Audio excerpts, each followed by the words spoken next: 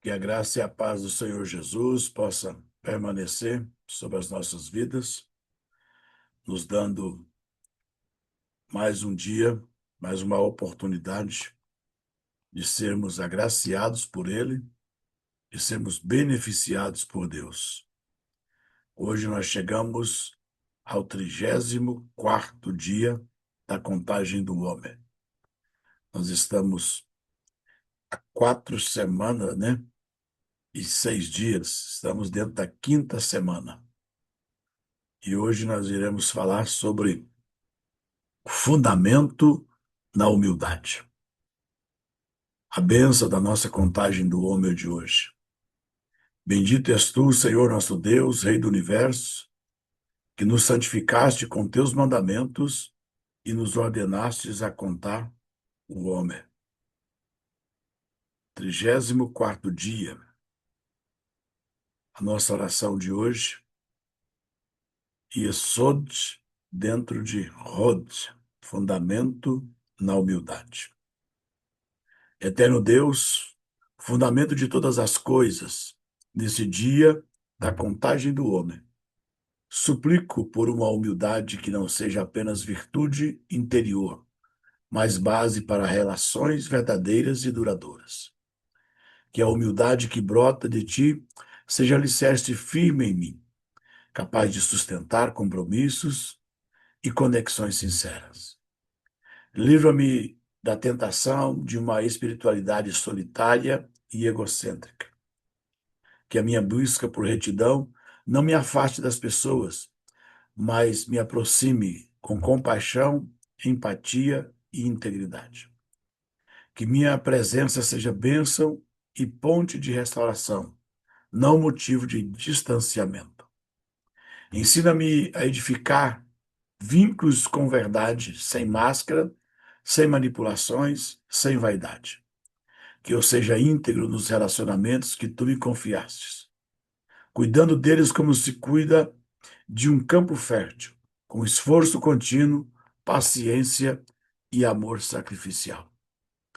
Senhor, que a minha humildade não seja fuga das responsabilidades, mas disposição para servi-las com coragem. Que eu não recue o chamado para edificar, para sustentar, para permanecer firme ao lado dos que precisam. Que eu não retroceda nas alianças firmadas em ti. Dá-me olhos atentos às rachaduras dos vínculos que um dia foram fortes e coragem para restaurá-los com perdão. Escuta a nova disposição. Que a minha maturidade espiritual seja visível na forma como cuido dos outros e permaneço mesmo quando o caminho se torna estreito. Que eu não use o nome da humildade para esconder a falta de entrega, nem a aparência da piedade para justificar a ausência de profundidade. Dá-me um coração disponível, generoso, transparente, que saiba se alegrar com o crescimento dos outros e aprender com suas virtudes. Fortalece em mim a capacidade de ser fiel nos pequenos gestos, constante nas promessas, coerente nas palavras. Que eu não edifique em areia, mas em rocha.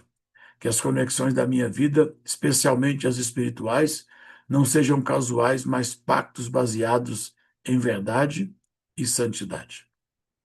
Santifica esse dia, Senhor, para que o atributo do Yesod dentro de Hod, do fundamento na humildade, seja uma realidade vívida em mim. Que a humildade seja o solo firme onde os frutos da comunhão floresçam e que tudo que eu construir a partir de hoje seja para a tua glória e para o bem dos que me cercam. O salmo de hoje é o salmo de número 86. Inclina, Senhor, os teus ouvidos e ouve-me, porque eu estou necessitado e aflito. Guarda minha alma, pois sou santo. Ó Deus meu, salva o teu servo, que em ti confia. Tem misericórdia de mim, Senhor, pois a ti clamo todo dia. Alegra a alma do teu servo, pois a ti, Senhor, levanto a minha alma. Pois tu, Senhor, és bom e pronto a perdoar, e abundante em benignidade para com todos os que te invocam.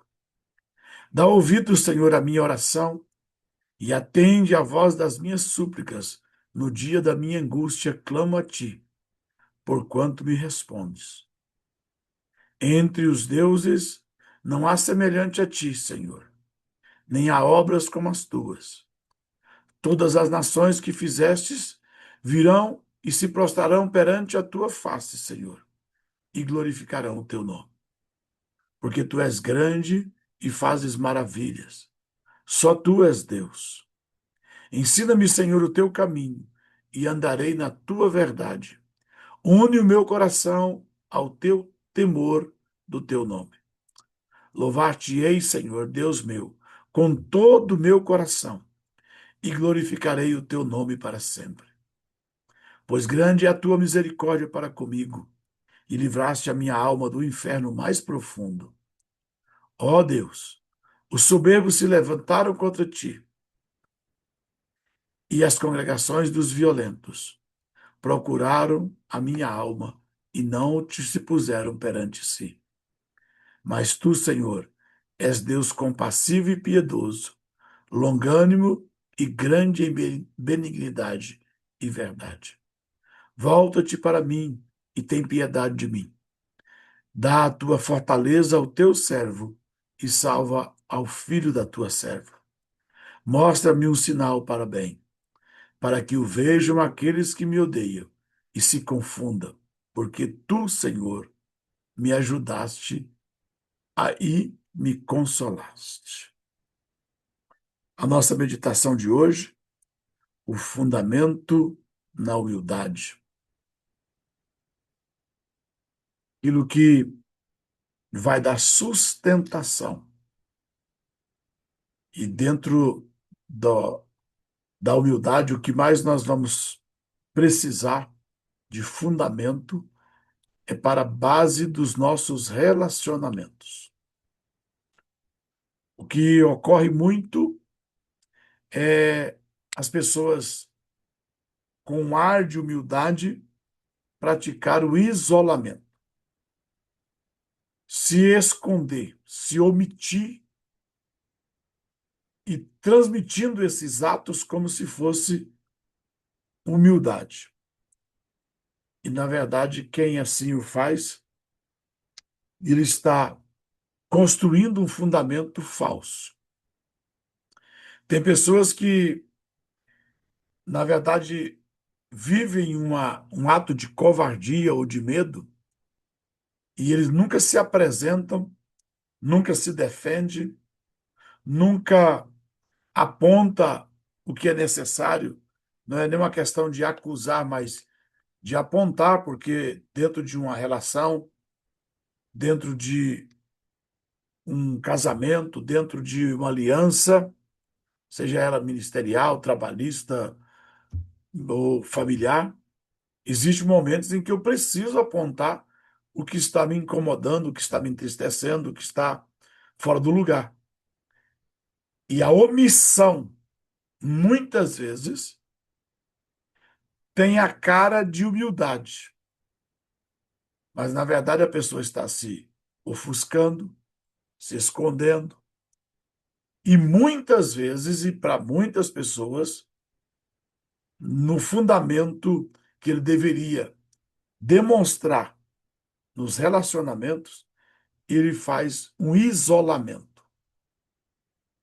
Então, tem gente se isolando para conseguir ser santo. Irmão, isso é uma falsa santidade. Porque eu sozinho, irmão, ainda peco. Eu sozinho, que deveria estar, então, isento de qualquer pecado, eu ainda peco. Então, não é o isolamento que vai produzir santidade. Por quê? Porque só havia duas pessoas no Éden e elas pecaram. Não precisava pecar, né? Mas quando estou só, eu ainda tenho um campo com toda a imensidão possível, aonde eu sou tentado, aonde eu sou atraído, aonde eu sou levado a pensar, aonde eu sou levado a imaginar, a desejar.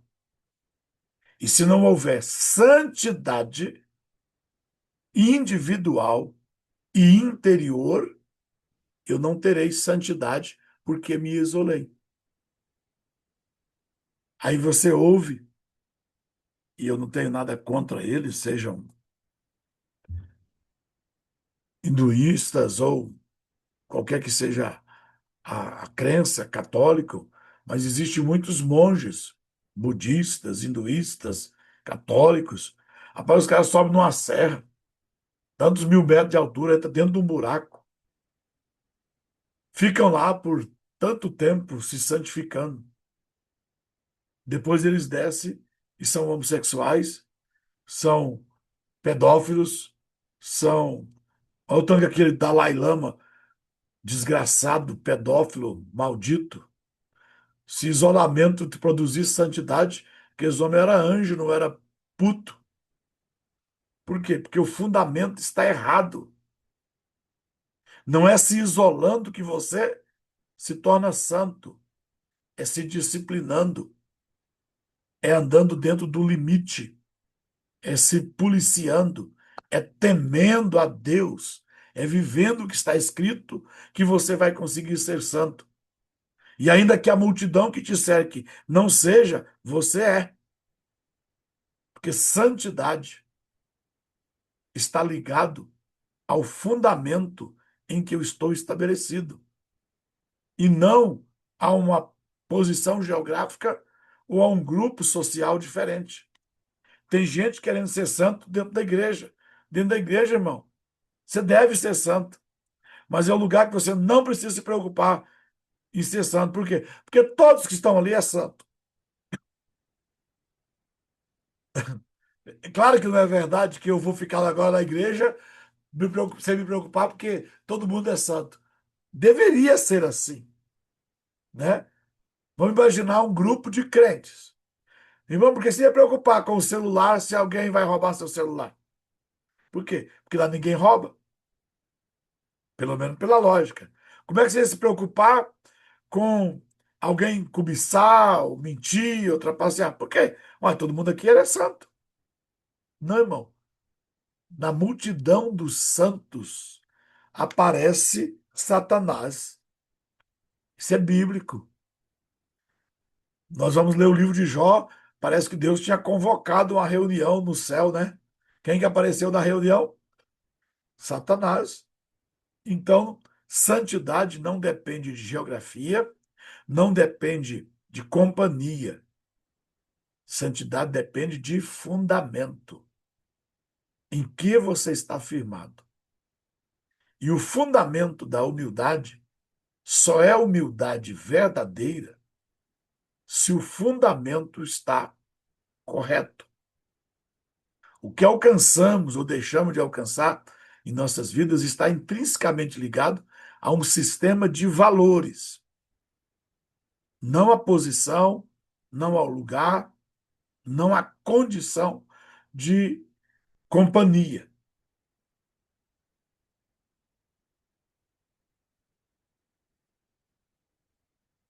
Na tradição de Israel, isso é compreendido como um alinhamento, o caminho e com a verdade. A forma como enxergamos o mundo molda nossas escolhas, e nossas escolhas moldam os nossos destinos. Como ensina na Ética dos Pais o Pierre Vot, conforme a ação, assim é o resultado, que não deixa de ser a lei da semeadura.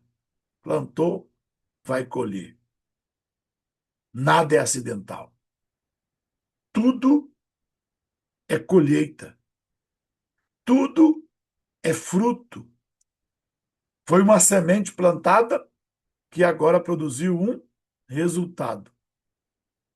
E quando nós mudamos os nossos atos, ou sentimentos, ou entendimento, que são a base interior, o exterior, que são os atos, vão corresponder exatamente àquilo que somos por dentro. Por isso, nós estamos nesses dias num refinamento, em busca de um aperfeiçoamento interno, para que os nossos atos externos possam ser o fruto de quem realmente nós somos. Se os frutos não correspondem ao esperado, então é necessário a gente voltar lá na raiz. Por quê? Porque é o fundamento da planta que determina o fruto. O que está fundamentado, enraizado, firmado no solo, é que dá a natureza do fruto que vai ser apresentado exteriormente. Se os nossos, se os nossos fundamentos não for realmente em humildade, só conseguiremos fingir que somos humildes. Aí vai precisar da fuga, vai precisar do silêncio, vai precisar do isolamento para a gente se passar por humilde. Mas quando o fundamento está correto e o interior está alinhado, aí de fato todos vão reconhecer que nós temos humildade. E aí você não precisa de isolamento, nem de silêncio, nem de local geográfico. Onde você estiver, fazendo o que tiver que fazer, estando com quem quer que esteja, o fruto vai aparecer. E qual será o fruto? Humildade. Aí eu tenho que falar igual Paulo. Não julgo o que já alcancei, mas prossigo para o alvo, né? E se tem alguém aqui que é humilde, escreva aí, eu sou humilde, que você vai ganhar um prêmio. Qual? Expulsar você do grupo, que você é o mais orgulhoso, porque quem é humilde jamais vai se declarar humilde. E esta é a prova que o fundamento está errado. Ai, irmão, eu sou tão humilde. Ô, irmão, pensa numa pessoa que está em fuga, em falsidade. Não, irmão. Quem falou? Fui eu. Quem é você? A pessoa perguntou para mim, quem é você para estar me julgando? Eu falei, eu sou o Rinaldo. Você não me conhece? Ah, mas você não pode me julgar. Eu falei, quem disse que eu não posso te julgar? Porque a Bíblia diz, não julgueis para não ser julgado. Eu falei, tá aí. E quem disse que eu não quero ser julgado? Eu quero ser julgado. E, no entanto, eu estou julgando e não tenho problema se eu for julgado. Agora, quem não quer ser julgado, então não julgue. Agora, eu quero ver se você dá conta de fingir que não está julgando. Porque agora mesmo que eu estou falando, você está daí ouvindo e está julgando. Por quê? Porque a proibição não é julgar. A proibição, e não é nem proibição, é um alerta para você saber julgar. Porque se você julgar errado, vão te julgar errado. Se você julgar com excesso, vão te julgar com excesso. Mas eu não julgar não me isenta de ser julgado. Por quê? Porque eu só tenho comando sobre mim. Então não é isolando que eu demonstro humildade. Porque a humildade que eu preciso demonstrar, ela tem que surgir de mim e não do lugar onde eu estou, não da geografia, não de quem está ao meu lado. Eles podem ser o que for. Por isso a nossa luz tem que brilhar no mundo. E a gente quer brilhar na igreja. Deus usa muito aquele irmão. Aquele irmão é muito usado por Deus. Ok. Cadê os frutos de alma? Não, não, não tem. Ele só tem sinais, prodígios e maravilha. É um homem de muito sinal. Ok.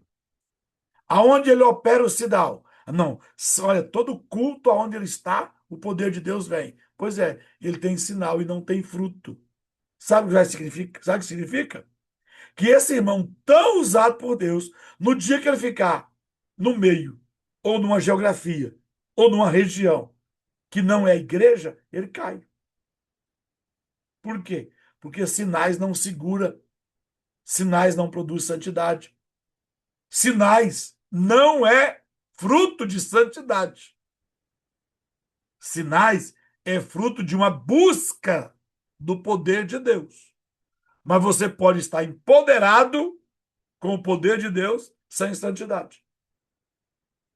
Da mesma forma, a humildade, ela me faz ser aceito. Irmão, ninguém despreza uma pessoa humilde. Mas a gente tem que ter humildade genuína. Porque a maior bobeira que a gente faz é a gente fingir que é humilde e acreditar que os outros não estão percebendo. Por quê? Porque a humildade ela não demonstra no silêncio. A Bíblia diz que quem cala passa por sábio. Passa. A Bíblia não diz que quem cala é. E ser sábio, ou parecer sábio, é muita diferença. Por quê? Porque enquanto ele está em silêncio, nossa, que essa pessoa parece que é muito sábia, né? Abre a boca e fala uma besteira. Então, quem cala passa por sábio. Quem fala pode perder a sabedoria, porque se errar nas palavras, mas não, então eu vou entrar calado e vou sair mudo. Ok? Você passou por sábio. No dia que você abrir a boca, você desmancha tudo que você era, porque você não era sábio. Então, isolar, silenciar, não te torna humilde. Humilde te torna tendo fundamentos corretos para produzir frutos corretos no lugar onde você está. Seja com muitos ou com poucos, as pessoas vão perceber a humildade por causa do fundamento em que você está firmado. E dentro da estrutura dos atributos espirituais, o fundamento representa a base das conexões, o canal por onde tudo se estabelece e se transmite. É o ponto de ligação entre o interior e o exterior, e entre a intenção e a manifestação, ou as nossas obras, os nossos frutos. E se isso não está arraizado, alicerçado na palavra de Deus, nos valores eternos, irmãos, você não consegue esconder sua falsa humildade por muito tempo. Há um ditado popular, Josias, que diz que você pode enganar muita gente por pouco tempo. Enganar pouca gente por muito tempo. Mas jamais vai enganar a todos o tempo todo. Então, se você não tem fundamento para manifestar a humildade, você vai conseguir fazer isso por muito tempo onde tiver pouca gente. Você só vai conseguir parecer humilde se você não está fundamentado por pouco tempo aonde tem muita gente. Mas você jamais vai dar conta de ser humilde, sem fundamento, o tempo todo. Então, a humildade, o Rod, que pode ser humildade, submissão, reverência, são sinônimos, né? Então, Rod significa humildade, submissão, reverência, representa a capacidade de se curvar diante da verdade. Reconhecer limites, honrar aquilo que está acima de si. Humildade honra quem está no mesmo nível de si. E a humildade verdadeira honra também quem está abaixo de si. Quando Jesus vai falar de recompensa, de galardão, o galardão está ligado à honra. Galardão é um pré-labore, galardão é um salário que você só recebe no ato da honra e da humildade. Você não recebe pelo serviço. Pense nisso. Uma coisa é você ter salário, a outra coisa é você ter galardão. Salário, pagamento, é algo que serve para esta vida. Com salário você compra coisas materiais e passageiras. Galardão, você compra coisas materiais e passageiras e também compra coisas eternas. Mas você só recebe galardão quando você age por humildade. Quando você age honrando. Então eu posso fazer o que você faz e posso fazer melhor do que o que você faz, mas você faz com honra e eu faço por obrigação. Então não é o profissionalismo que te aprova diante de Deus. Diante dos homens, o salário aumenta por sermos profissionais. Diante de Deus, o salário é dado por reconhecimento do estado em que eu realizei, não pela performance que eu tenho. Então existe cultos e culto. Cultos por performance e culto com honra. Existe servir e servir. Tem gente que serve por obrigação, serve para ser visto, e o outro que serve por humildade, por submissão, por reverência. Há quem reconhece o que você faz e te paga em reais. E há quem reconhece o que você faz e, além de pagar com reais, ainda te dá a honra. Então, Jesus vai dizer que quem recebe um profeta na condição de profeta não ficará ou vai receber seu galardão. Quem recebe um desses pequeninos em meu nome, por ser meu discípulo, vai receber galardão. E ainda que eu dê um copo d'água a alguém, eu não ficarei sem recompensa. Aí as pessoas, Gleice, sabe, serve um copo d'água e diz assim, ganhar meu galardão, né? Não, irmão. Vai depender de como você serve um copo d'água. Porque tem gente servindo um copo d'água como se estivesse servindo um copo de merda. Por quê? Porque as mãos estão fazendo algo, mas o coração não está seguindo as mãos. Tem gente que está ofertando, irmão, e ele até baixa a cabeça, pastora Leila. Quando ele chega assim perto do gasofilácio, perto do altar, ou quando ele vai entregar uma coisa para a pessoa até fecha as mãos assim. Não sei se fechar as mãos assim faz você humilde, mas tem gente que vai falar com você, aí ele começa, fica parecendo canguru, né? Canguru tem as mãozinhas assim, né? Não sei, mas é um gesto que a pessoa faz diante do altar, diante da pessoa, como se ele fosse humilde. Irmão, por causa do gesto, eu já sei que ele não é humilde.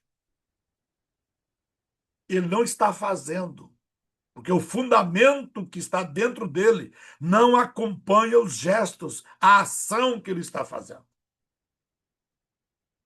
Agora, quem sabe julgar essa parte interna com eficiência é Deus. Caim vem trazer uma oferta, Deus olha para a mão de Caim. Claro que Deus não. Acho que Deus não tem paladar para comer maçã, comer pera, comer uva, né? A gente é que quando começa a falar numa fruta, a gente começa a imaginar o sabor e a boca encher d'água, né? Você pensa em limão, a boca fica azeda. Você pensa em mel, a boca fica doce, né? Então, mas Caim chegou com o fruto da terra, irmão. Não, não entra nessa besteira que a oferta de Caim não foi aceita porque não tinha qualidade. Irmão, isso é mentira do diabo. Ele trouxe o melhor da terra. A questão é que você tem que prestar atenção no que Deus diz a Caim. Ele diz: Caim, se você tivesse procedido corretamente, eu também tinha aceito. Porque o que Deus rejeitou de Caim, que eu vejo, a oferta. Mas, na verdade, antes de Deus rejeitar a oferta, Deus rejeitou o fundamento, porque Deus rejeitou o coração de Caim. Então, o ofertante não impressiona Deus pela quantidade. Porque o que valoriza a sua oferta é o seu coração. Porque tem gente levando um volume para que todo mundo pense que ele está levando muito. Quando, na verdade, Deus conhece o coração dele e sabe que no coração ele está menosprezando Deus, porque aquilo só é melhor aos olhos dos homens, mas Deus sabe o que ele deixou guardado. Aquilo só tem quantidade para as vistas daquelas pessoas que estão vendo, mas Deus sabe quanto ele tem. Por isso, na hora da oferta, quem dá farinha dá mais do que quem dá um boi. Por quê? Porque quem dá um boi, no mínimo, tem uma boiada. Mas quem dá a farinha, irmão, não tem boi, não tem carneiro, não tem pombo, só tem farinha. Então ela deu o tudo, enquanto que o outro deu muito, mas deu a sobra. E o que vai determinar se a oferta é válida ou não, não é a quantidade, é o valor da oferta. Quantidade determina preço, mas valor determina o coração, o fundamento. Então nós não podemos confundir e não podemos andar com a falsa humildade, porque a falsa humildade é o resultado de que nós estamos fundamentados em um fundamento que não é consistente. Quando entramos na dimensão do fundamento dentro da humildade, somos chamados a examinar se nossa humildade e real, se ela é real ou se ela é apenas aparente. É o que Deus nos trouxe aqui nesta manhã. Nós estamos olhando para dentro de nós. Enquanto eu falo aqui, você analisa ouvindo aí. Deus está nos chamando a examinar se nossa humildade é real ou apenas aparente. E se eu perceber que é aparente, eu vou mudar de atitude. Mas se ela for real, eu vou aperfeiçoar as minhas atitudes. A humildade autêntica, chamadas pelos sábios de Havaná, é uma palavra hebraica que significa humildade verdadeira. Então, dentro do, do judaísmo, dentro da crença do ensino judaico, existe o humilde e o não humilde, o soberbo e o quase humilde. E é chamado de meio humilde. Então vamos lá. Soberbo, humilde, meio humilde e. Não, deixa eu fazer direito. Soberbo, não humilde, meio humilde e humilde. Aí eu estava fazendo uma aula com o Rabino Yaakov e eu errei a resposta. Porque ele perguntou entre o soberbo, o não humilde, o meio humilde e o humilde, quem é o maior? Eu disse humilde. Ele disse não. o meio humilde é maior. Eu falei, por quê? Falou, porque quem é humilde nunca diz, eu sou humilde. Ele sempre vai dizer, ele é humilde. Eu falei, ai, Jesus.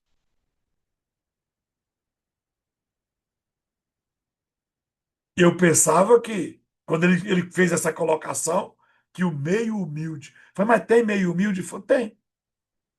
Que quem é humilde nunca coloca a medida toda para ele. Vai sempre colocar a medida toda para o outro. E nisso, irmão, nós pecamos o tempo inteiro. Não é um pecado que te impede a salvação. É um pecado que te impede o crescimento. É um pecado que te impede prosperidade. Quem é de nós que entregamos uma correção primeiro para nós? A maioria dos que estão entregando correção, exortação, está exortando os outros. E muitas vezes ele precisa muito mais do que quem está ouvindo. Mas na hora de aplicar a medida, eu aplico para o outro. A correção, eu aplico para o outro. Na hora de aplicar a dose de humildade, aí eu aplico para mim. É prisão perpétua para o outro e semiaberto para mim. É o que os juízes fazem aí nos tribunais. O ladrão perde tudo que tem e vai para a cadeia. O juiz que está com a balança na mão para julgar, ele se auto-demite, exonera o seu cargo e vai para casa, não trabalha mais, mas mantém o salário. Que, que correção extraordinária, Paulo Roberto. Apóstolo. Porque se você não foi punido, você tem que vir para o serviço todo dia, 30 dias por mês. E receber o salário. Mas agora você cometeu um erro. E você vai receber uma punição. Você vai receber o seu salário e ficar 30 dias por mês em casa. Aonde tem a punição nisso, irmão? Da mesma forma, às vezes, nós agimos com a nossa humildade. A humildade verdadeira não é passiva e nem autodepreciação. Presta atenção. Você não fica passivo diante de uma atitude porque você é humilde. A humildade não te isenta de responsabilidade de agir. Humildade, irmão, não é dar a cara para tomar dois tapas. Jesus não disse que você ia apanhar na cara porque você era humilde. Presta atenção, não foi isso que Jesus falou. Porque se você me der um tapa na cara, eu te dou um murro na cara na hora. Você pode até ser maior do que eu. Jesus disse que por causa dele, te ferir o rosto, oferece o outro. Por causa dele. Não por causa de uma discussão, não por causa de um negócio, não por causa do desentendimento. Porque se você meter a mão na minha cara, eu te meto a mão na cara também. Ah, mas você não é humilde. Ele não disse que era para mim ser um jumento, apanhar sem dar coice. Humildade não tem nada a ver com apanhar na cara. Porque quem apanha na cara e não reage, não é humilde, é covarde. O diabo conseguiu colocar umas mentiras que eu não posso ter uma arma dentro de casa. E o camarada vai entrar na minha casa, vai tocar nos meus filhos, vai tocar na minha mulher e eu vou ficar orando perto dele. Em nome de Jesus, não faz isso não. Ah, por favor, nós somos de paz. Não, irmão, entra aqui, eu te meto bala. Em nome do amor, minha mulher não vai ser abusada, minhas filhas não vão ser abusadas, meus netos não vão ser abusados. Não, mas eu sou da paz, eu sou do amor. Arma não combina com crente. Arma só combina com crente. Arma não combina com bandido. Arma só combina com quem é honesto. Arma não combina com quem é ladrão. Porque quem é honesto não vai usar a arma para desonestidade. Quem é santo não vai usar a arma para pecar. Então, com quem que a arma combina? Combina com crente, irmão. A minha cara, irmão. Olha, se tirar uma foto de eu do lado de uma K-47, você vai falar assim, não, foi feita pro bispo. Que é uma das armas mais letais. Não, aí, em nome do amor, você desarma. Coloque, já que você tem tanto amor, coloque uma placa na porta da sua casa. Aqui nós não usamos armas e não reagimos. Pode entrar.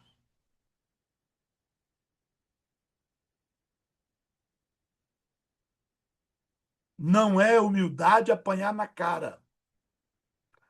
Não caia na besteira de achar que todo pastor é bunda mole.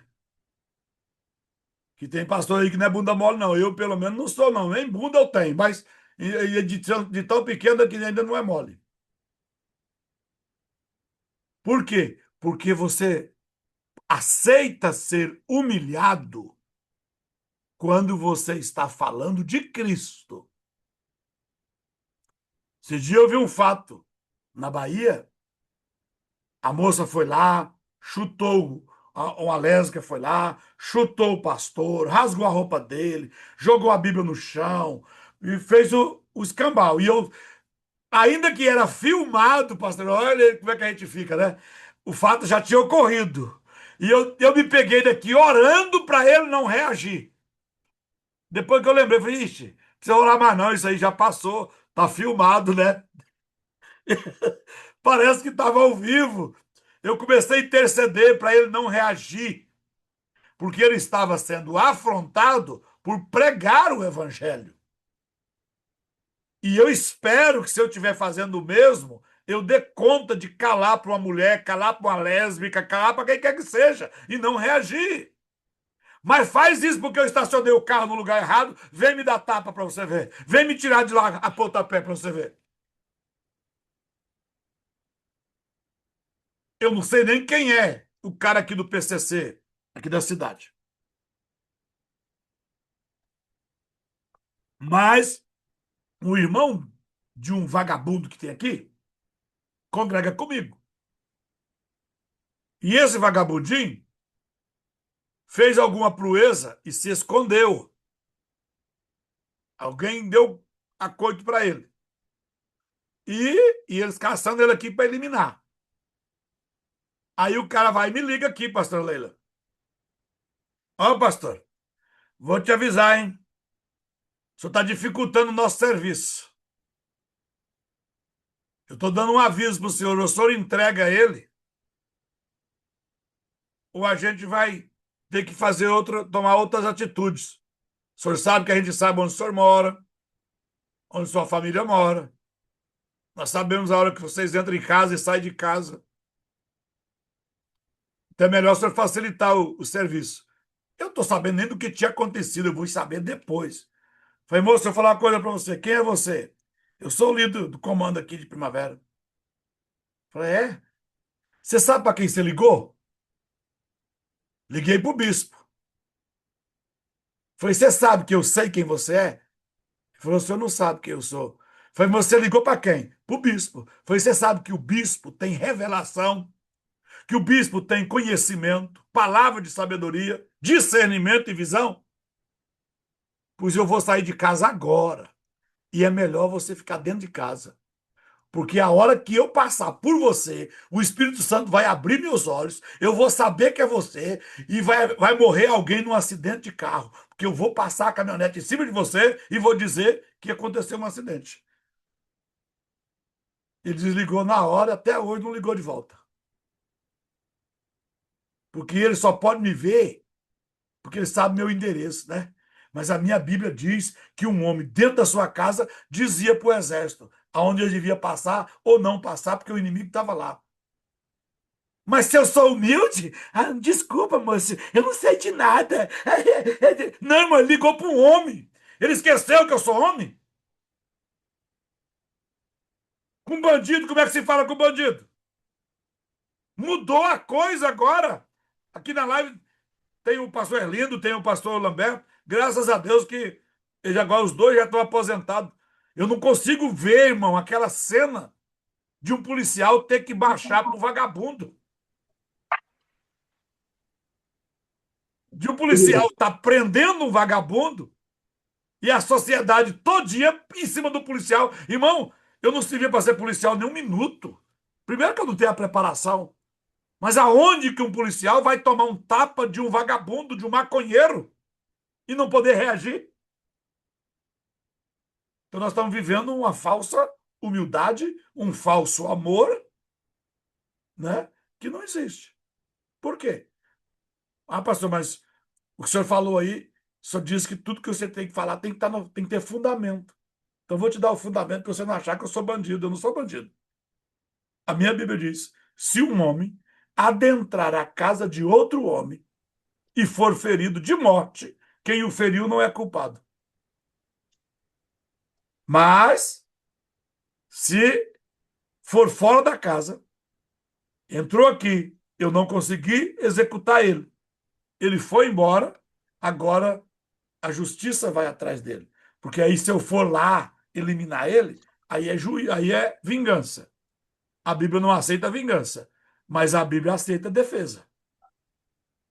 Alguma coisa errada. Não, eu perdi aqui, ó. Aqui, Ó, ó. vamos escutar para ver se vai dar tapa ou não. Acho que não vai dar tapa, não. Vou desligar.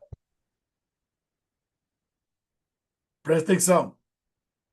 O fundamento é que vai dar sustento a quem você é. Não é o que os outros concordam ou discordam do que eu estou fazendo. Irmãos, cuida os microfones aí, eu não desliguei. Vocês não estão cuidando do microfone.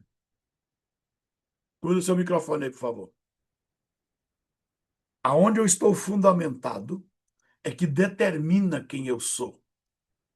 A sociedade passou a ditar o que os outros devem ser. E Deus tem umas coisas que é extraordinária.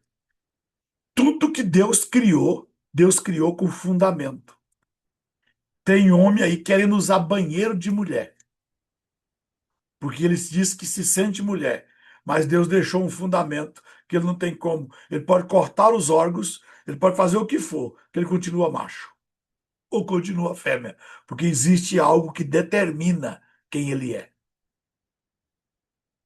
Usei uma coisa bem esdrúxula, né? Porque ontem à tarde nós estávamos aqui em casa conversando, o pastor Fabrício estava aqui, e eu disse para ele, falei, olha, todas as vezes, a minha oração, eu antes orava, quando eu viajava, eu sempre orava pedindo proteção. Ultimamente, eu tenho orado para Deus não permitir eu chegar num lugar que a minha mulher entrou e um macho entrar atrás. Ele pode estar vestido de mulher, pode estar do jeito que for, irmão. Você vai ver. O bispo foi preso porque bateu numa bicha que entrou no banheiro com a mulher dele, com a filha dele, com a neta dele. Pode escrever. Não tem problema nenhum. Por quê? Porque eu não vou aceitar. Por quê? Porque o fundamento dele é de macho, não é de fêmea. Então, como eu sei se eu tenho humildade? É agindo como a Bíblia diz. Não é porque eu baixo a cabeça, não é porque eu fico em silêncio e nem porque eu me isolo. É isso que eu quero que você aprenda hoje. Ou analisa. O fundamento é importante. É o que dá sustentação. E a humildade verdadeira, ela aproxima, ela gera unidade, ela gera construção de aliança e ela está firmada na verdade. Se alguém é humilde para expressar a humildade, ele tem que se isolar e ele tem que se afastar. Ele não se aliança com ninguém. É sinal de que esta aliança é frágil. É uma falsa humildade. E hoje nós vivemos uma falsa humildade porque a religião oferece máscaras. Aí uma pessoa é considerada crente pelo que ele não faz. Mas você é considerado crente pelo que você faz. Então eu digo que alguém é crente porque ele não bebe, não fuma, não mata, não assalta, não... O que mais que ele não faz? Ah, é crente. Não, irmão. Você é crente não é por causa dessas coisas. Você é crente pelo que você faz, que deveria ser o papel de crente. Não, mas a gente deixa de fazer o que as pessoas julgam que você tem que deixar para ser um cristão. Eu já batizei gente bebendo, eu já batizei gente fumando e deu certo. Estamos aqui congregando e são crentes. E eu já batizei gente que de tão santo que era, nem precisava ter batizado. Ele já fazia tudo certo, pois não permaneceu. Por quê? Porque o que deveria fazer, não fazia, ou não faz. Por quê? Porque a religiosidade põe uma máscara. E tem muita gente que ele está escondido na humildade, ou fingindo ser humilde, atrás de uma religiosidade. E quando isso acontece, você vê alianças, você vê unidade, você vê serviço. Daqui a pouco aquilo rompe.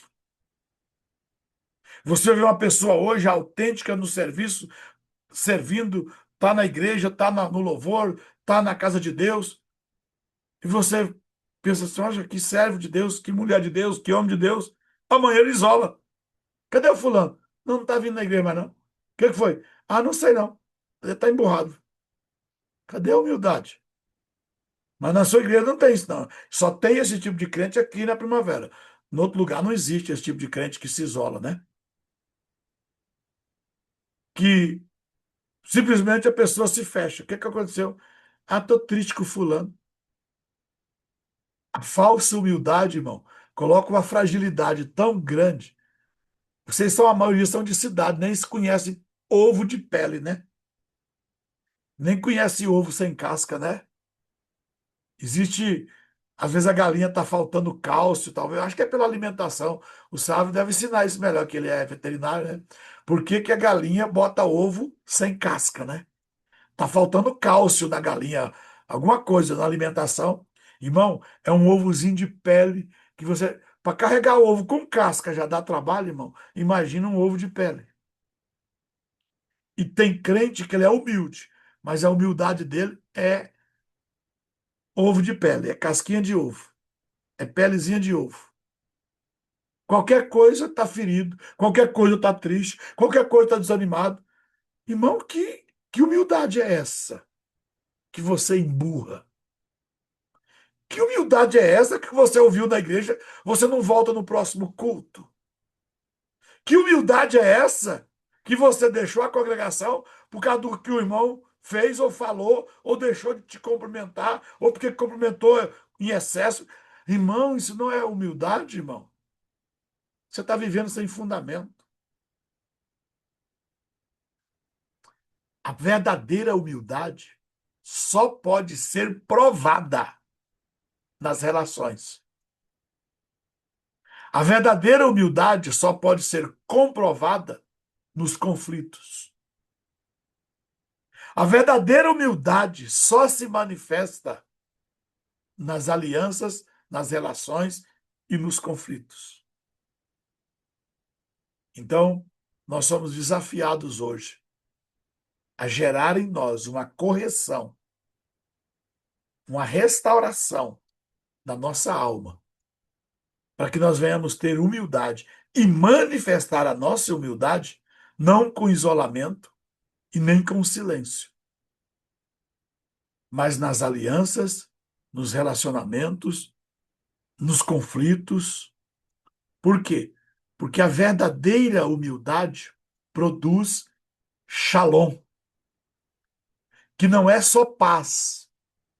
Shalom é três palavras compostas. Shalom quer dizer harmonia, completude e paz. E você só consegue viver em paz, em shalom, se você tiver uma humildade verdadeira. Amém? Vamos à história de hoje. O homem que restaurou a sua casa com silêncio e humildade. Jonathan Edward era um respeitado pastor e teólogo puritano do século XVIII, reconhecido por sua profundidade espiritual e integridade pessoal. Apesar de sua influência, foi expulso injustamente da sua própria igreja em Northampton, após 23 anos de ministério, por defender princípios bíblicos firmes, especialmente no que dizia respeito à santidade e à ceia do Senhor. Ah, contar um segredo, pastor Thierry. Eu aprendi sobre a ceia com pão sem fermento e vinho com um homem chamado John Edward. E ele foi expulso da igreja porque ele disse: se é vinho, não vai ser suco. Se é sem fermento, não vai ter fermento. Esse homem, você pode ler o sermão dele, porque não tem gravação, né? O sermão mais poderoso de Jonathan Eduardo chama Pecadores na mão de um Deus irado. Leia esse sermão pelo menos 1000 vezes, para ver se você aprende a pregar e parar de chamar os pecadores de amados e queridos.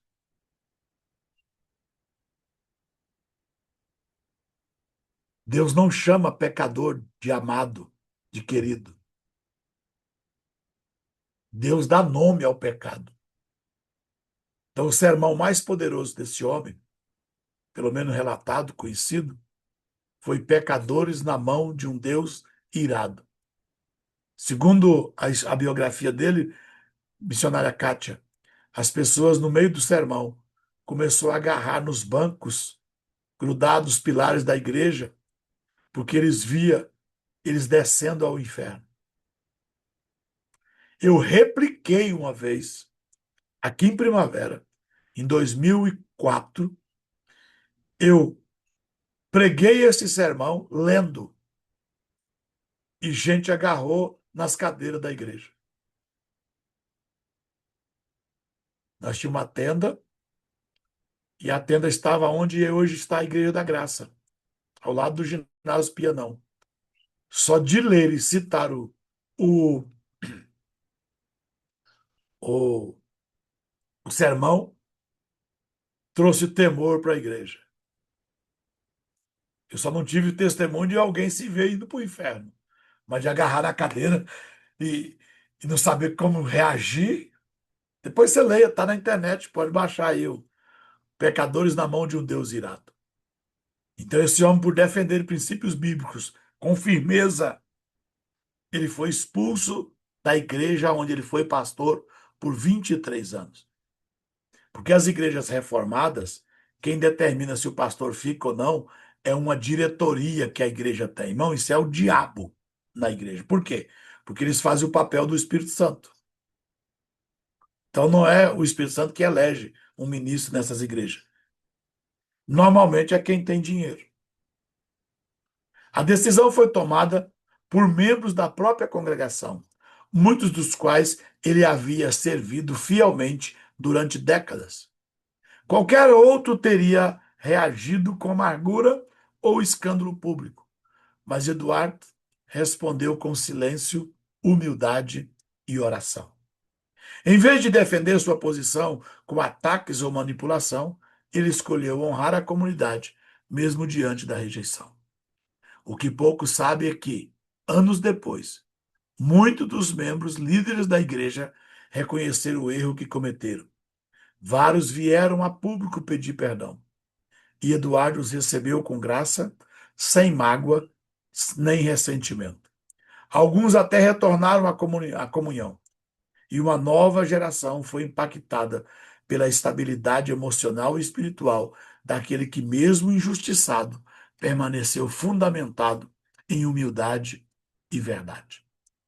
Durante o período após sua demissão, Eduardo escreveu algumas de suas obras mais profundas, incluindo o famoso sermão Justificação pela Fé e diversos ensaios sobre avivamentos e piedade. Sua vida não colapsou porque ele havia construído seu ministério sobre o fundamento da humildade e não da aceitação humana. Jonathan Eduardo nos mostra o que significa viver o fundamento na humildade.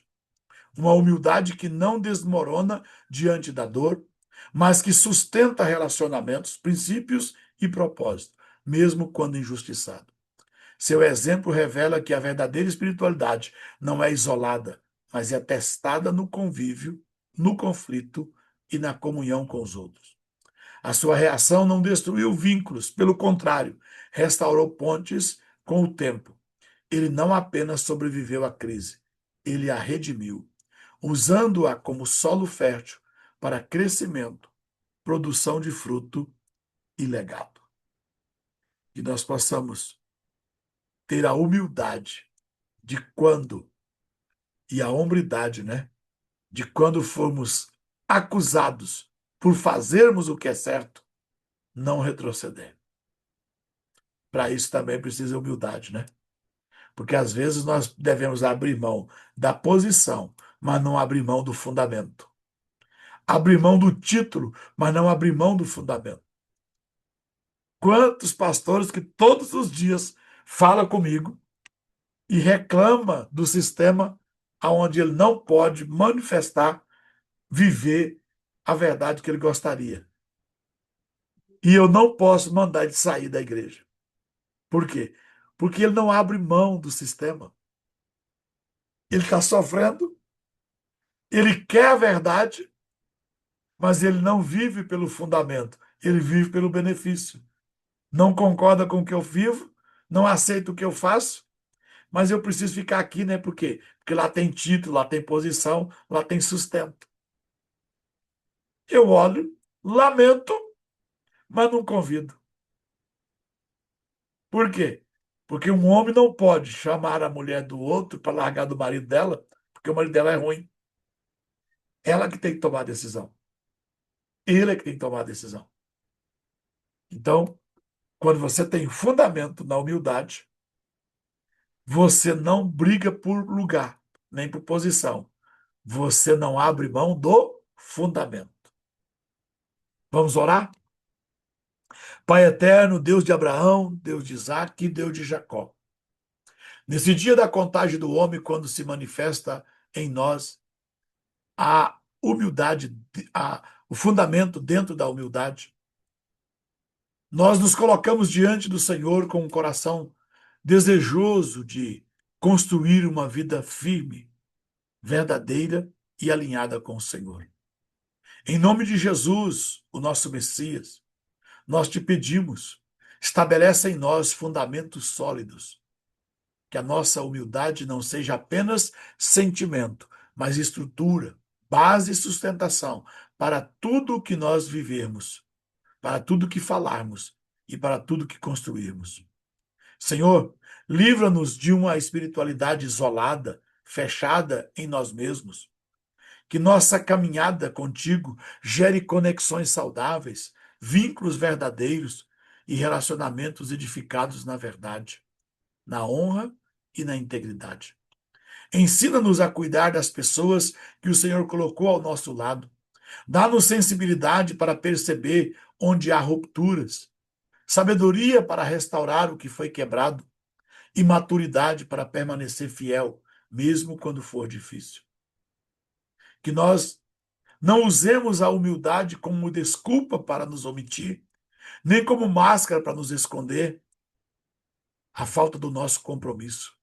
Dá-nos coragem para assumir responsabilidade, para permanecer nas alianças e para edificar com fidelidade aquilo que o Senhor nos confiou. Purifica nossas intenções nos relacionamentos, que em nós não haja manipulação, que nós não venhamos nos disfarçar e não venhamos construir apenas com aparência, mas sobre a verdade. Que cada vínculo das nossas vidas seja firmado em princípios eternos, sustentado pela tua presença. Senhor, alinha nossos valores contigo, que nossas decisões nasçam de um coração humilde e que os frutos das nossas vidas sejam saudáveis, duradouros e cheios da tua graça. Hoje nós decidimos construir um fundamento, construir com verdade, construir com humildade e declaramos que tudo aquilo que nós edificarmos seja sobre ti, permanente, firmado e onde dará fruto no seu tempo. Assim nós oramos em nome de Jesus. A nossa declaração de hoje, o nosso decreto, hoje declaramos: a nossa humildade será a ponte que une e edifica. Não viveremos fechados em nós mesmos, mas seremos alicerce dos vínculos verdadeiros. Refinaremos nossos valores com base na Torá e construiremos relacionamentos duradouros, íntegros e espiritualmente elevados. Os frutos da nossa vida virão de compromissos baseados na verdade. E os nossos laços serão fortes, porque terão como raiz a humildade diante do Eterno. Que esse dia seja abençoado e cheio de significado para mim e para você. Antes de encerrar, eu queria fazer menção de duas coisas. Uma, eu quero falar aqui publicamente com a Rafaela. Não estou vendo ela agora. Ela é lá de São Luís do Maranhão. Esses dias eu pedi oração aqui que ela tinha perdido o seu pai. Será que ela está aí ainda? Ah, tá, via Rafaela. Eu vou expor aqui, Rafaela, porque eu vou usar a sua decisão para ajudar outras pessoas aqui. Eu sei que você está fragilizada emocionalmente, mas fortalecida pelo Espírito de Deus, né? Ela perdeu o pai. O pai não morava na mesma cidade, porque ela é de São Luís e o pai é de longe.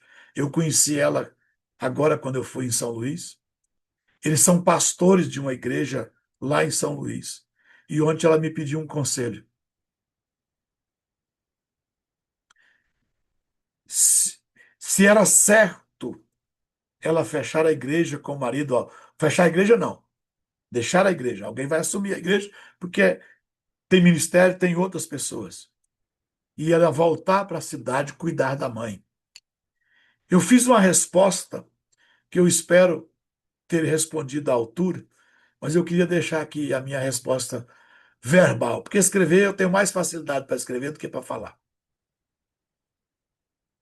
Se todos os pastores e pastoras tivessem essa sensibilidade de entender que cuidar da família é mais importante do que cuidar de 1 milhão de almas na igreja, tomaria a decisão que você tomou.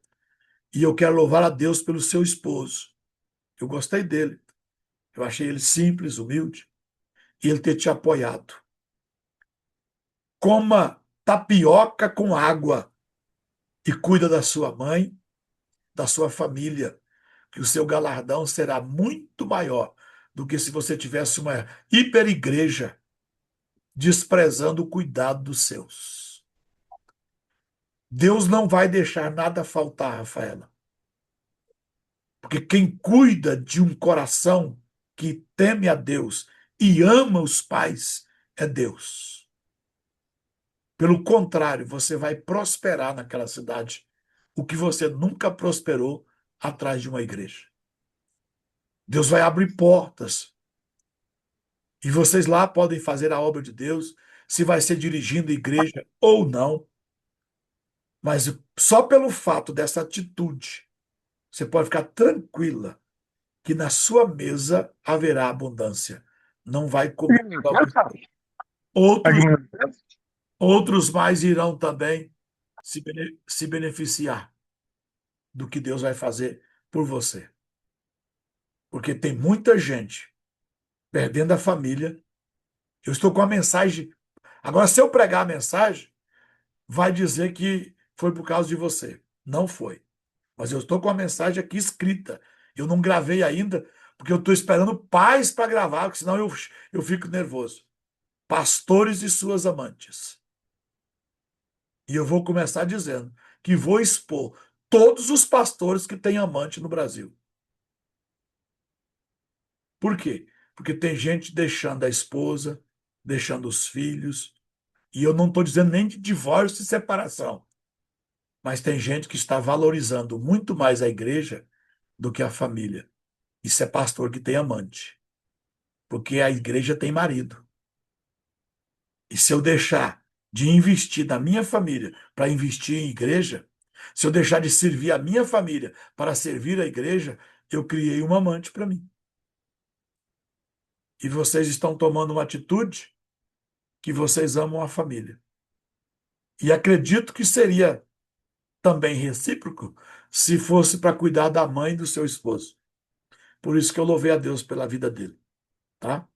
O Então, meu, Cristian, o meu sogro e a minha sogra moram comigo já tem mais de 15 anos.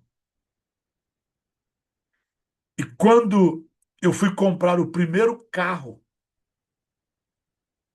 que eu ia ter o primeiro carro, um Monza Classic, verde perolizado, teto solar, um dos primeiros carros sedã no Brasil com teto solar e pintura perolizada, foi o Monza 96, barra 97. Eu recebi o meu pagamento, recebi 13º, 14º salário e participação de lucro, que era o que dobrava o ganho da gente no final do ano. Então, quem era um funcionário exemplar, recebia 13º e 14º. E recebia participação de lucro, porque as agências são, ainda que ela seja de uma rede bancária, cada agência do Bradesco é como se fosse uma empresa individual, ela produz lucro. E uma porcentagem daquele lucro é dividida com o grupo de funcionários e cada um recebe segundo seu posto.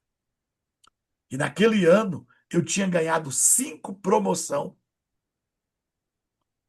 Só o 14º salário que eu ia receber de prêmio dava quase semelhante ao que eu receberia durante o ano. Por causa desse princípio que eu vivo até hoje, de não comprar fiado, e eu já vivia ele, eu deixei de pegar o carro numa quinta-feira, pastora Leila, para pegar o carro na segunda-feira, porque eu queria contar hoje, tá? Eu queria estar contando para vocês hoje que eu tinha comprado um carro e não era fiado, que o Deus que dava o carro não dava o carnê, que Deus dá o carro e muitas vezes o diabo dá o carnê, e muitas vezes o carnê é maior do que o carro. Eu pregava isso e prego até hoje. Na sexta-feira, o meu sogro sofreu um acidente. E todo o dinheiro que eu ganhei, o dinheiro do carro, e mais 17.500 URV, eu fiquei devendo, além de tudo que eu gastei. Eu levei mais de 4 anos para sair da dívida. Nenhum filho do meu sogro se moveu. hã? Ninguém vendeu. É a última vez que eu vou desligar isso aqui. Nenhum filho se moveu para vender uma bicicleta, para vender uma chinela havaiana, para ajudar a cuidar do pai. E eu e a Rosana ficamos desprovidos. Nossas despesas triplicaram e eu fiquei endividado. Levei mais de 4 anos para sair dessa dívida. Quando eu terminei de pagar tudo, e aí a gente passou a sustentar o meu sogro. Eu falei que era 15 anos, não, irmão, estou contando aqui, tem 30 anos. Nós estamos em 2026. E eu que estou fazendo a conta errada. Isso foi em 96. Mas por que o senhor fez? E até hoje faço. Entende? Por quê? Porque se fosse o meu pai, eu esperava que a Rosana ia concordar. Então, quando eu casei, eu não tenho 2 pais. Eu casei, agora eu tenho 4. Se você casou só com o seu esposo e não casou com o sogro e a sogra, você não tem um bom casamento. Porque um bom casamento, você casa com a esposa, casa com o marido, casa com o sogro, casa com a sogra, casa com os cunhados, casa com todo mundo. Não, não. Eu sou casado com ela, mas não gosto do irmão dela. Não, irmão. Você não entendeu nada até agora. Não, eu não combino com a minha sogra. Irmão, eu ganhei uma mãe e tenho que me comportar para minha sogra dizer que ganhou um filho, não um demônio. E não é a sogra que tem que ser a parte mais frágil para aceitar, não. O genro e a nora é que tem que fazer de tudo. Se for preciso, beija os pés. Eu nunca discuti com meu sogro do jeito que eu nunca discuti com meu pai. E olha que meu sogro tem dia que merecia apanhar. Mas nunca. Por quê? Porque eu entendi esse papel. E conquistei o coração do meu sogro e da minha sogra. E pago caro até hoje, me custa caro. Mas eu decidi. Se fosse o meu pai, porque a Rosana também nunca reclamou de eu fazer nada pelos meus pais. Nunca. E eu acredito que isso tem nos abençoado, Rafaela. E isso vai produzir uma bênção maior na vida de vocês. Quando a gente faz as coisas certas, Rafaela, a gente não precisa de elogio, tá? Mas reconhecimento é importante. Deus te abençoe por a sua decisão.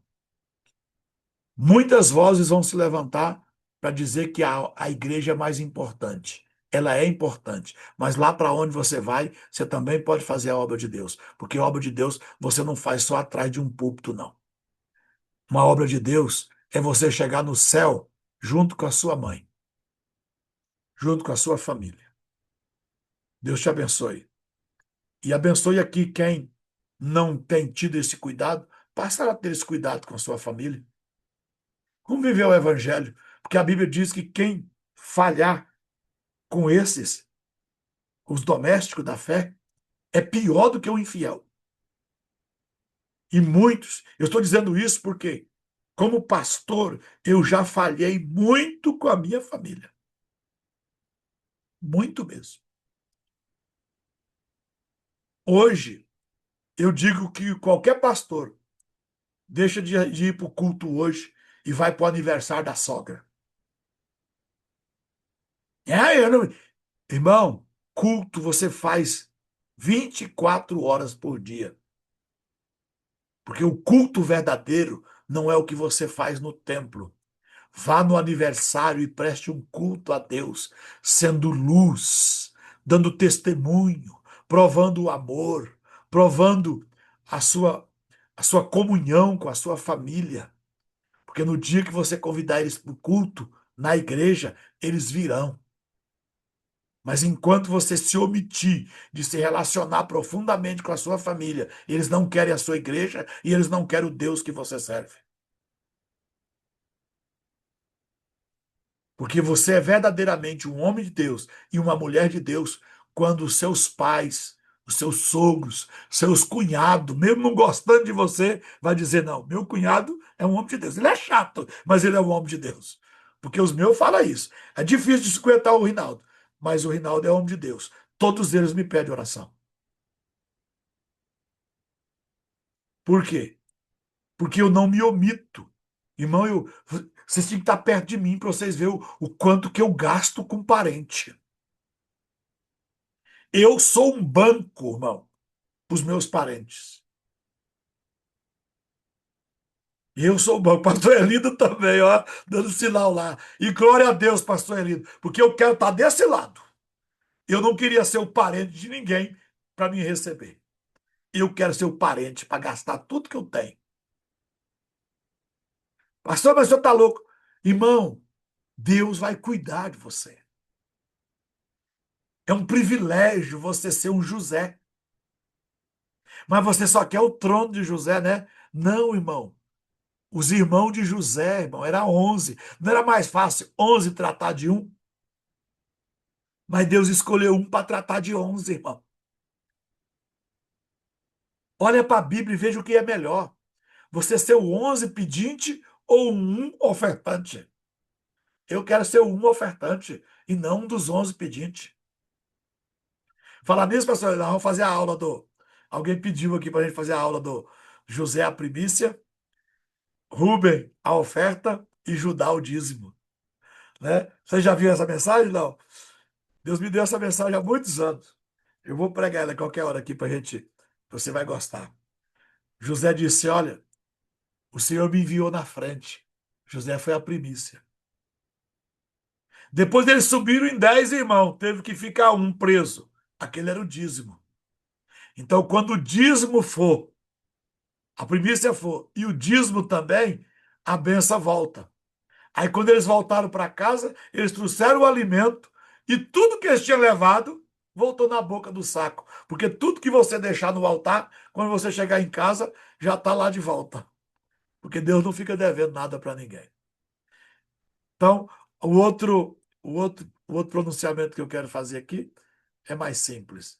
É dizer que para esses dois meninos aqui, ó, o Ângelo e o Mateus, você que está aqui no grupo, muitos já conhecem eles, a pastora Leila e outros aqui, que estão sempre no nosso discipulado, né? Hoje é o aniversário do Ângelo e do Mateus. Estão completando 14 anos e mandaram uma fotinha para mim aqui que terminaram de ler a Torá 20 vezes. Deus abençoe vocês dois. Eu queria que vocês estivessem perto de mim, que eu ia botar um castigo todo dia, vocês tinham que passar metade do dia aqui dentro desse escritório, desmontando essa biblioteca aqui. Chegar o dia que você falar para mim, assim, ó, pastor, eu já li a metade desses livros aqui, ó. Aí eu ia direcionar, porque tem muitos aqui que não precisa ser lido, não. Né? Mas aqueles que vão edificar e fazer vocês homens de verdade. E o parabéns não é só pelo aniversário, porque aniversário é uma coisa. Eu nem ligo se você lembrar do meu aniversário ou não. É o comportamento que vocês demonstraram até agora, ainda que nós não nos conhecemos pessoalmente. Mas você sentar, eu sei quem eu sou, também sei o que eu tenho. Me suportar, quem é maduro, quem já tem, quem sabe discernir, tirar o defeito para ficar com a verdade, os maduros dão conta, os mais de idade não ouve um pregador porque o pregador fala bem ou prega bonito. A gente ouve um pregador pela essência. Mas os que são mais jovens, suportar uma pessoa mais velha falando e eu extraindo, a graça não está em quem está pregando, a graça está em quem está ouvindo. E essa sede de verdade e justiça que Joga, tem, bota uma que fama mais na frente lá. que tem no Sobe. coração. Vai, vai. Agora desce os joelhos junto também. Não, você tá deixando só o braço. Desce a Olha o coxa junto. microfone, seu Messias. Eu estou caçando um jeito aqui é de remover, já achei já. Agora isso não faz mais. Obrigado. Vai com Deus. Ah, você é besta. Tem gente que é. Ó, eu vou falar uma coisa para você. Tem gente que nasceu besta, não aprendeu nada e ainda esqueceu a metade. Então, que Deus dê a vocês um crescimento, multiplique os anos de vocês e que vocês sejam ricos do temor e da presença de Deus. E que essa fome, essa sede que foi implantado pela mãe, né, de gostar da Escritura, nunca cesse. Pelo contrário, que esse fluxo, que esse rio jorre cada dia mais. Eu ainda vou estar vivo quando vocês estiverem no meu lugar, tá? Não vai demorar muito, não. Vocês vão estar de cá e eu vou estar de lá. Aí de lá eu vou falar assim, ó, eu conheço aqueles meninos lá, né? Eu fico imaginando Ana, né? Quando Samuel estava governando Israel. Porque houve um tempo que Israel foi governado por Samuel. Ele fazia o papel de rei, ele era profeta e era sacerdote. Mas quem era Ana? Aí a Ana dizia de lá onde ela morava, né? Ela nunca veio morar em Siló, pastora Leila, ela continuou lá. E alguém dizia, lá em Siló tem um grande homem de Deus. E ela dizia aqui dentro, é meu filho, né? Então, isso vai acontecer com a Mary e vai acontecer conosco que conhecemos os meninos. Deus abençoe e Glória a Deus. flua, Obrigado, bispo. Glória a flua, Deus. flua muitos bens na vida de vocês. Porque até a forma da gente lembrar do aniversário de alguém, o diabo criou uma forma mentirosa. Parabéns. Não existe, irmão. Flua bens. Em nome de Jesus. Amém? Até amanhã, em nome de Jesus.